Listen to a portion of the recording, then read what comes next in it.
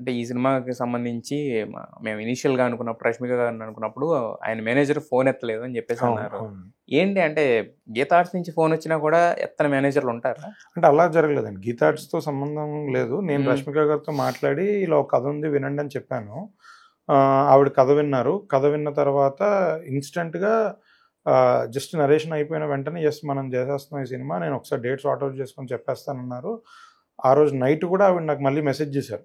లేదు ఇది నాకు ఛాలెంజింగ్ క్యారెక్టరు, ఇది నేను చెయ్యాలి, చాలా బాగుంది అంతా చెప్పారు. నెక్స్ట్ డే మామూలుగా మేనేజర్ టచ్‌లో వెళ్ళాను. నేను మేడంతో మాట్లాడి చెప్తా అన్నారు. ఏం చెప్పలే. మళ్ళీ ఆ నెక్స్ట్ డే వెళ్ళా.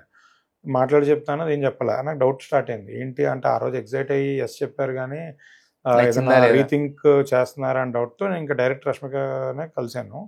కలిస్తే అదే ఇట్లా రెమ్యునరేషన్ గురించి మాట్లాడదాం అంటే మనోళ్ళు మీతో మాట్లాడి చెప్తా అని ఏం చెప్పట్లేదు అంటే, రెమ్యునరేషన్ గురించి వదిలేయండి. నేను పలానా నేను సినిమాకి ఇంత తీసుకుంటున్నా. బట్ మీరు మాత్రం ఈ cinema first cinema shooting complete చేద్దాం. రిలీజ్ ముందు, రిలీజ్ తర్వాతో మీరు కంఫర్టబుల్‌గా ఉన్నప్పుడు, అంతా నీట్‌గా ఉన్నప్పుడు అప్పుడే రెమ్యునరేషన్ ఇవ్వండి. ఎందుకంటే ఇది ఫస్ట్ టైం నేను నా షోల్డర్ మీద వస్తున్న సోలో ఫిల్మ్ కదా! సో, బడ్జెట్ ఎంత అవుద్ది, మార్కెట్ ఏంటి, బిజినెస్ ఏంటి ఇవి తెలీదు. సో, నాకు బేసికల్లీ ఇది రెమ్యునరేషన్ తర్వాత తీసుకోవాలని ఉంది అని చెప్పారు. సో, ఆ మాట మీదే నాకు చాలా హ్యాపీగా అనిపించింది. అంటే ఆవిడకి రెమ్యునరేషన్ అంటే డబ్బులు ఎక్కువయ్యి తర్వాత తీసుకుంటాను అనలేదు. ఒక కాన్ఫిడెన్స్‌తో అన్నారు. మాకు ఆ కాన్ఫిడెన్స్ బిల్డ్ అయింది. సో, అది కొంచెం హ్యాపీగా అనిపించిందండి. అదే మొన్న షేర్ చేసుకున్నాను. రీసెంట్‌గా ఒక ఇంటర్వ్యూలో మాట్లాడుతూ ప్రమోషనల్ సాంగ్ ₹1,00,00,000 అనేదో చెప్పుకొచ్చారు కదా! అవును. సో, మరి అరవింద్ గారి తెలిసినప్పుడు ఏంటి ఫస్ట్ రియాక్షన్ ఏంటి ఆయన? తెలిసి తెలియనోడు ఒక తప్పు చేస్తే ఓకే. అన్నీ తెలిసినోళ్ళం మనం తప్పు చేసామంటే ఆబ్వియస్లీ ఎవరైనా గట్టిగా తిడతారు కదా! సో, అది నాకు అన్‌అవాయిడబుల్ సిట్యుయేషన్స్‌లో జరిగిన మిస్టేక్ అండి.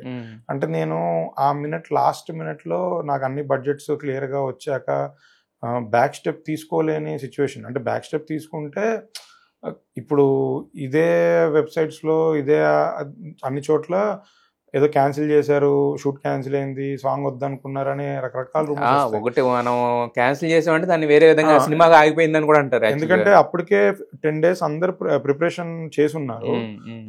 సో లాస్ట్ మినిట్లో వద్దులే అంటే నేను ఎక్కడో రిస్క్ తీసుకొని చేసేద్దాం అనుకున్నా. బట్ అది ఒక్కటే కొంచెం ఆలోచించి తీసుకోవాల్సిన డిసిషన్. అక్కడ మిస్ఫైర్ అయింది.